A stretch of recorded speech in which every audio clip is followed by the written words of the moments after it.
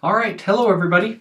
This is a quick video on, oops, didn't go, managing a classroom. So today we're talking about what it takes to keep a classroom or running a classroom. The notes that I'm going to give you are called managing a classroom, and I've combined those because we're talking about how to keep things running smoothly in a class. Everybody can agree that if you cannot keep things going smoothly, you're going to have a rough class. And so how do we keep things running smoothly? So first of all, I wanted to go through the differences between what's considered a well-managed classroom and a poorly managed classroom. In the well-managed classroom, I'll just bring all of these up. Oh, I'll bring all of them up. So, well-managed classrooms. First of all, the students are working. Now, this is a difference because in the ill-managed classroom, the teacher is working. And so when you're in a classroom, seeing who's working is going to tell you whether or not it's well managed or not. If the students are doing most of the work and the teacher is helping, that's ideal. If the teacher is running around doing all the work and the students are kind of sitting there, that's not ideal. So who is working? That tells you what's well managed. Other well managed, students know that assignments and tests are given or are based on given objectives, so they know what they're being tested on, they know what their assignments are. An ill-managed classroom is where the teacher just says something like, read chapter 3 and know what's in it. A well-managed classroom has a discipline plan. Students know what's expected of them and what happens if they follow or don't follow. An ill-managed classroom where the rules and punishments vary with the teacher attitude for the day. Now this is an interesting one because we've all had those teachers, those classes where the teacher comes in and says, I am just having a rough day today, y'all best be on your best behavior. And that's not a well-managed classroom. That's fear is what that is. In a well-managed classroom, the teacher starts class immediately. In an ill-managed classroom, the teacher takes roll time at the beginning and just goes through all of that and uses classroom time. In a well-managed classroom, the teacher has assignments posted. Ill-managed, the students have to ask for their assignments. Well-managed, the teacher can smoothly bring class to attention. There's some sort of signal or some sort of motion or sound that has the students come to attention. In an ill-managed classroom, the teacher is yelling or flicking on and off the lights, having to do something drastic. In a well-managed classroom, the teacher praises and encourages the students. In an ill manner, the teacher focuses on the negatives and punishes the students. So these are some things that kind of differentiate what's well-managed versus ill-managed. Notice that in this list, we don't say a well-managed classroom is quiet and an ill-managed classroom is noisy. That's a common thing that people think. If you walk into a quiet classroom, it must be well-managed, and that is not necessarily the case. You can and should have a well-managed classroom that can be quite busy with noise at times. Now, the appropriate noise is what we're looking for, students that are interacting and communicating and working, but that can't always be done quiet. And so just because a class has noise does not mean it's ill-managed. All right, let's keep on going. Plan. Plan. If you want to have a classroom that runs smoothly, you have to plan for it. What are the things you plan? Good classroom managers have a plan. All things need to be decided before the very first day of school. And by all things, we're talking about classroom spaces, so your classroom's set up the way you want it. You have the desks situated in a way that's going to allow every student to see things and for you and students to move around smoothly inside the room and yet have opportunities to communicate and interact should they need to happen. Time and schedules. You need to know what your classroom is going to be like, what the order of the lessons and activities are in your classroom. You need to know what the school schedules are and how your times are going to fit into that. So you need to have a very good idea of what the schedules are. Your materials. These should also be planned. You should have all materials out and ready before that class starts. Know what they are before the first day of school. Your lessons need to be planned. You've probably experienced this, although you may not realize you've experienced it, but there are days when you are like, wow, this teacher seems to be off their game, and more than likely what's happened is they weren't well planned. They didn't have their lessons planned out. So knowing what you're going to do, having the things to do it, rules and discipline are a must. These are the things that create a common culture in your class and create the order that's needed in order for your room to function. I guess the The metaphor is here, or the simile here, is like a well-oiled machine. Everything's running smoothly, all the cogs are twisting exactly where they need to be, and things are moving along well. So, when we talk about a classroom schedule, this can be a really important topic and one that not a lot of people think about. So what does your classroom schedule look like? First, get the students engaged immediately before class even starts. As soon as kids walk into your room, they should know that there's something to do. This is often called a bell ringer or an anticipatory set. Those are interesting things you might want to do your management research on, because teachers who use them swear by them. But getting students engaged immediately. So while they are working, the teacher then can take care of attendance, and they can talk to students who've been absent, and they can talk to students that they need to get information from, and the teacher can do that business part of the class while all the students are working. This is a big change because, or it can be a big change, because if the teacher is taking attendance and taking care of all those student issues while everybody else is sitting idle, that's a waste of time. But if they have something they're working on, something that's engaging and helping them understand the concepts that you want to teach them better, then you have the ability to do those things, those classroom organization things, and not lose instructional time.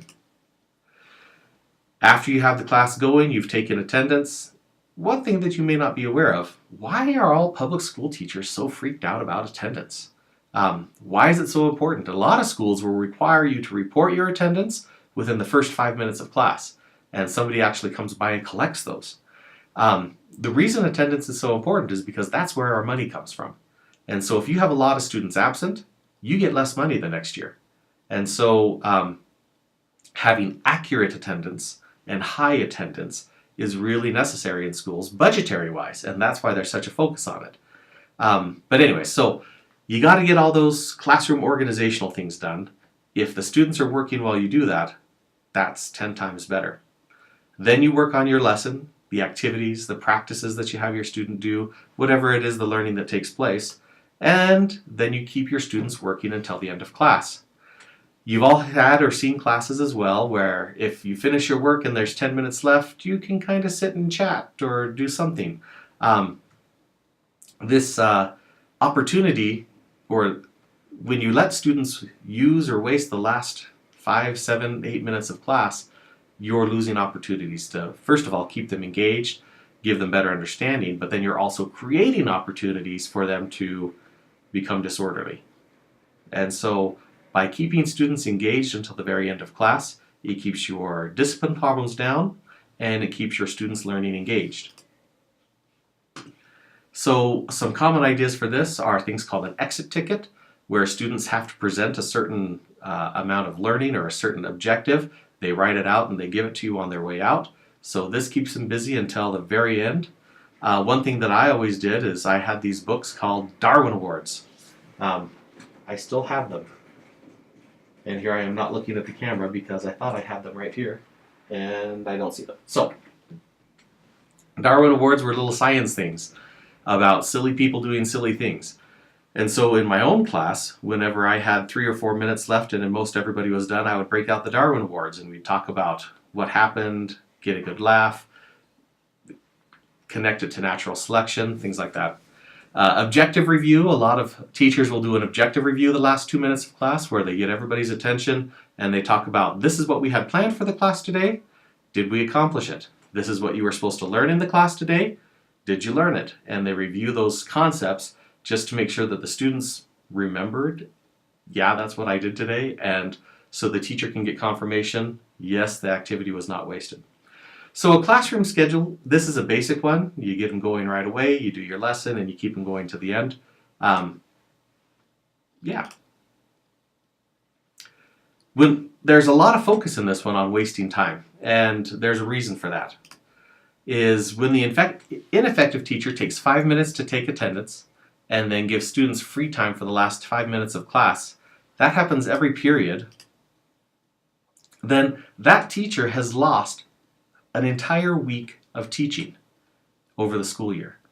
That's a week of taking attendance over the course of the school year, and that is amazingly ineffective. Can you imagine what you could teach and what you could do with an entire extra week of school to get students prepared for the tests, to get them opportunities to get assignments done and things like that. And that's all wasted just by taking a couple minutes at the beginning and a couple minutes at the end and not using it wisely.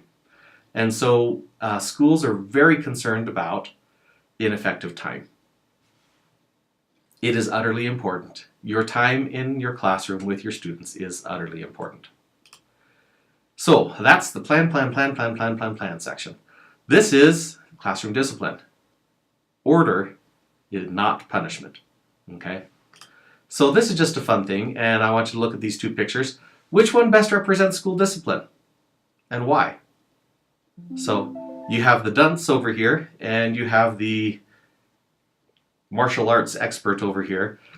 The dunce comes from a class. I mean, this was a picture taken in a school, and this one, the other one, of course, is not.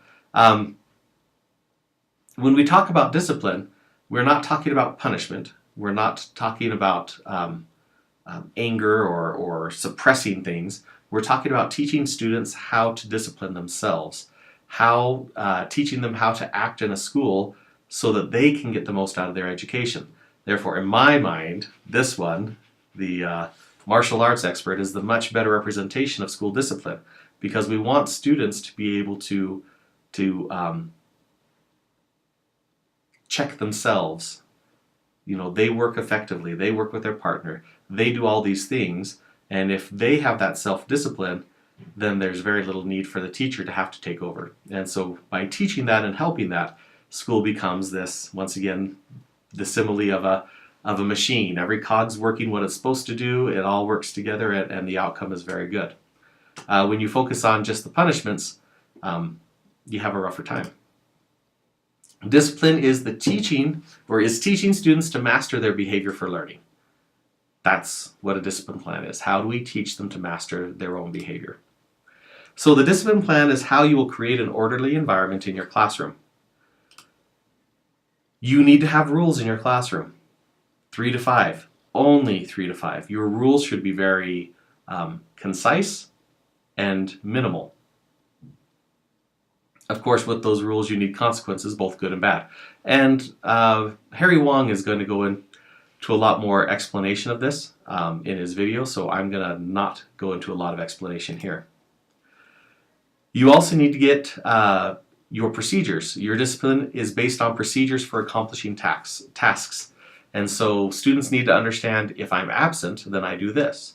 If I need to get a drink, then I need to do this. If I need to sharpen my pencil, I need to do this. These are all procedures. These are not rules or discipline or anything else. They're simply procedures. This is how things get done. And once again, Harry Wong is going to go into much more discussion on this. So that is the introduction on how to run a classroom. You need to be well planned. You need to have an idea and structure of what you're going to do. And you need to have developed a discipline plan, how you're going to teach your students to master their own behavior for learning. So if you have any questions, please do ask. Otherwise, after this, you should be watching the Harry Wong video that will be posted as well in Blackboard. And have a great day. We will see you later.